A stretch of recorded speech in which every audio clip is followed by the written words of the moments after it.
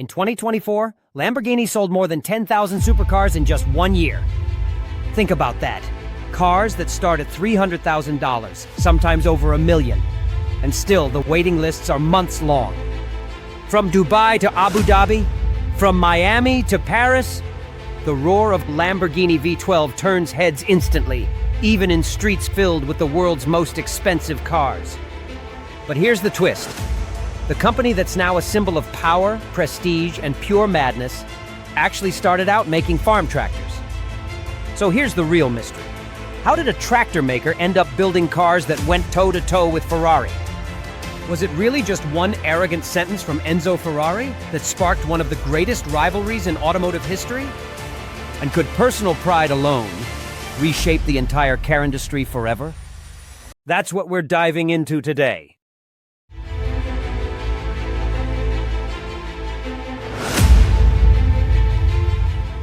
With his fortune, Ferruccio bought the finest cars of his time.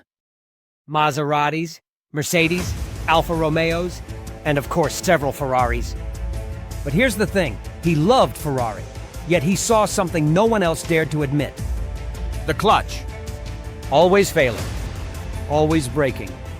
And Ferruccio, being a hands-on mechanic, thought, maybe I should just tell Enzo Ferrari himself how to fix this. Imagine the scene.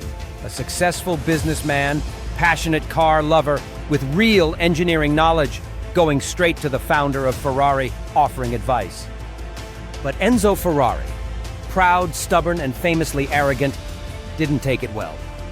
He looked Ferruccio in the eye and snapped, "You're just a farmer making tractors. Stay out of the sports car business." That line cut like a blade. Ferruccio walked out humiliated, but inside he was burning. He wasn't going to argue back. He was going to take revenge the best way he knew how. By building a car that would embarrass Ferrari. In 1963, Ferruccio launched Lamborghini Automobili. The goal? Create a Grand Tourer more refined, more advanced than Ferrari. The result? The 350 GT. It shocked the automotive world. Smooth, elegant, powerful, and instantly respected. But the real bombshell came in 1966, the Miura. This wasn't just a car. This was the world's first true supercar. A screaming V12 engine, a radical low design, and performance that left jaws on the floor. The Miura didn't just compete with Ferrari, it changed the game entirely. From that moment on, it wasn't just about cars. It was a symbolic war. On one side, Ferrari, the Prancing Horse. Elegant, refined.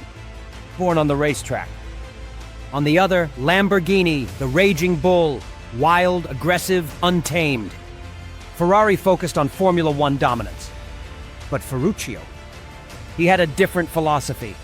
I won't build race cars. I'll build cars that rule the streets. And every new car became a punch thrown in an endless boxing match.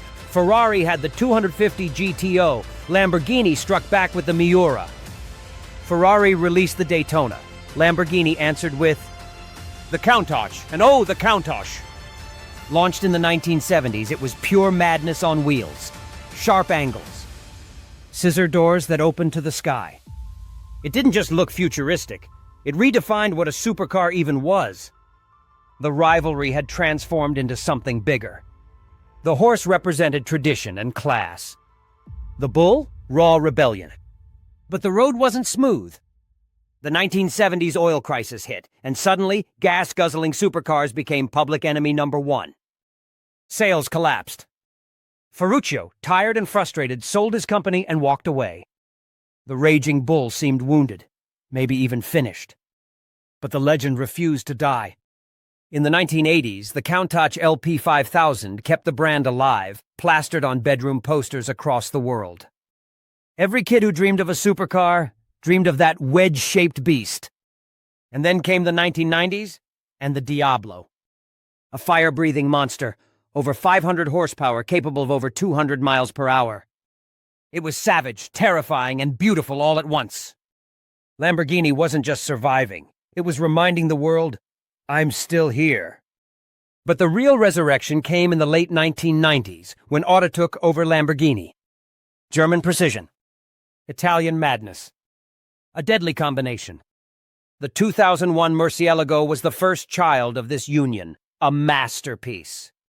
Powerful, modern, reliable, yet still a raging bull at heart. Then came the Gallardo. More accessible, but still exotic. It became Lamborghini's best-selling model ever, putting the company on the global map like never before. But the real thunderclap was the Aventador. Launched in 2011, it was more than a car. It was a statement. A spaceship on wheels with a screaming V12 and looks that could stop traffic worldwide. And then the Huracán, carrying the flame forward into a new generation. Today, when you hear the roar of a Lamborghini, remember this. It all started with an insult. A single sentence from Enzo Ferrari transformed a tractor maker into a legend. The raging bull versus the prancing horse. More than cars. More than rivalry. It's pride. It's ambition. It's legacy. So here's the question I'll leave you with. If Enzo Ferrari had kept his mouth shut, would Lamborghini even exist today, or is pride the very fuel that forges legends? When I sit back and think about the rivalry between Lamborghini and Ferrari, I can't help but feel drawn to it. And not just because it's about insane supercars and crazy records. No, at its core, it's a human story. A story about pride. About willpower. About how a single word can change the entire course of history. See, what Enzo Ferrari said to Ferruccio Lamborghini at first might have sounded like nothing more than a passing remark.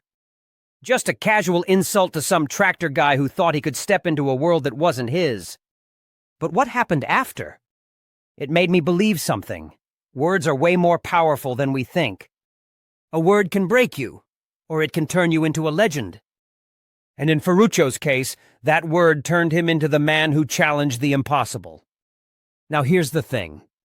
For me, this rivalry was never just two men going at it. It was something deeper. It was a clash of philosophies. Ferrari? Ferrari was the classic school. Elegance. Cars tied to the world of racing, built to dominate the tracks. Lamborghini? That was the revolution. Wild. Rebellious. Cars built not for the rules of racing, but to steal the spotlight in the streets. And that's where the beauty of the rivalry really lies. It wasn't just business competition. It was a battle of ideas. The prancing horse against the raging bull. Elegance and control on one side, chaos and defiance on the other.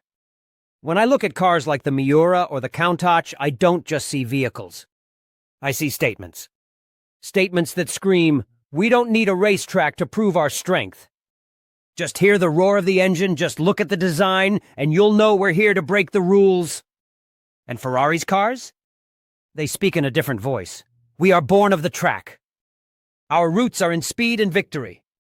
That's our identity. But what fascinates me most is this. The story taught me so nothing about failure. About setbacks. Lamborghini went through hell. The oil crisis in the 70s. Selling the company. Ferruccio himself stepping away. The dream nearly died more than once. And yet the bull never stayed down. It came back, again and again. First as the Countach. Then the Diablo, the Murciélago.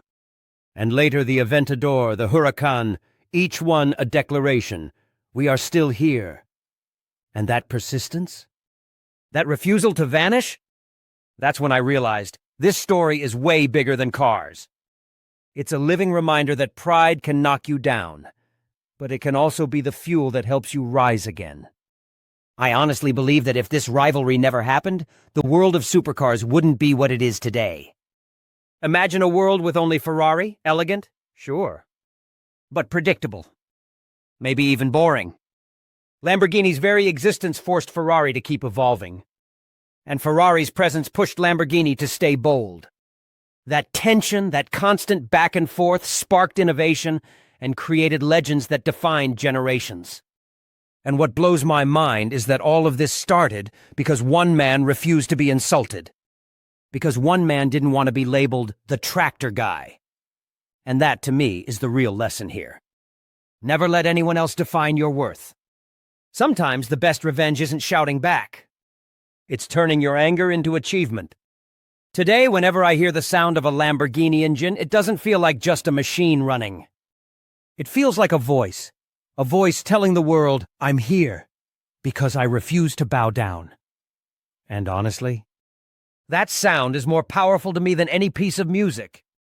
And in the end, I don't think Enzo Ferrari ever imagined that his words would come back to haunt him in such a symbolic way. Sure, Ferrari is still a giant empire. But Lamborghini? Lamborghini isn't the shadow anymore. It's not the newcomer. It stands shoulder to shoulder in glory. And maybe, just maybe, it's even more thrilling to the imagination. That's why I see the Lamborghini versus Ferrari story as more than just a car rivalry. It's a life lesson. Proof that anger can become fuel. Proof that pride, when channeled the right way, can make you a legend forever.